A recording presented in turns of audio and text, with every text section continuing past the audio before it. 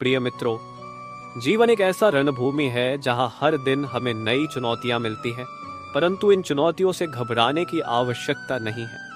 भगवान श्री कृष्ण ने महाभारत के युद्ध भूमि में अर्जुन को जो उपदेश दिए थे, वे आज भी हमारे जीवन के हर पहलू में प्रेरणा देने वाले हैं। श्री कृष्ण ने कहा था, कर्मण्येवाधिकारस्ते मा फलेषु कदाचन, अर्थात तुम्हारा अधिकार केवल कर्म करने में है, उसके फल की चिंता मत करो। इसका अर्थ यह है कि हमें अपने कर्तव्यों का पालन पूरी निष्ठा और ईमानदारी के साथ करना चाहिए, लेकिन जो परिणाम आएगा उसकी चिंता नहीं करनी चाहिए। जीवन में कई बार ऐसा होता है, लेकिन परिणाम हमारी अपेक्षाओं के अनुसार नहीं है। ऐसे समय में हमें निराश होने के बजाय श्री कृष्ण के इस उपदेश को याद करना चाहिए। श्री कृष्ण ने हमें सिखाया कि जीवन में कर्म करना सबसे महत्वपूर्ण है। वे कहते हैं कि यदि हम अपने कर्तव्यों को सही तरीके से निभाते हैं तो अंततः सफलता अवश्य मिलेगी। जीवन का असली सुख और शांति तब मिलती है जब हम बिना किसी स्वार्थ के कर्म करते हैं। हमें अपने कर्म को पूजा की तरह देखना चाहिए। जब हम बिना किसी लालच के कार्य करेंगे तभी हम सच्चे आनंद की प्राप्ति करेंगे।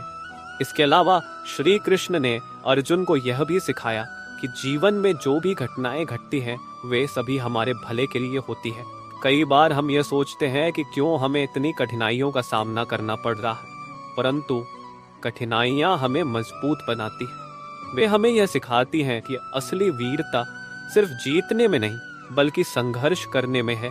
संघर्ष से ही हमारा व्यक्तित्व निखरता है और हम अपने लक्ष्य की ओर और मजबूत कदम बढ़ाते हैं। भगवान श्री कृष्ण ने हमें यह भी सिखाया है कि मनुष्य का सबसे बड़ा शत्रु उसका अपना मन है। अगर हम अपने मन को नियंत्रित कर लें तो हम किसी भी परिस्थिति का सामना कर सकते हैं।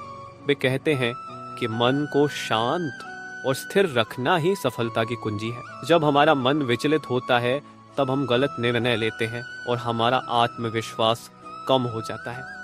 इसलिए हमें अपने मन को नियंत्रण में रखना सीखना चाहिए। अंत में श्री कृष्ण ने गीता में जीवन का सबसे बड़ा संदेश दिया है, योग कर्मसु कौशलम, अर्थात अपने कार्यों में निपुणता और संतुलन बनाए रखना ही सच्चा योग है।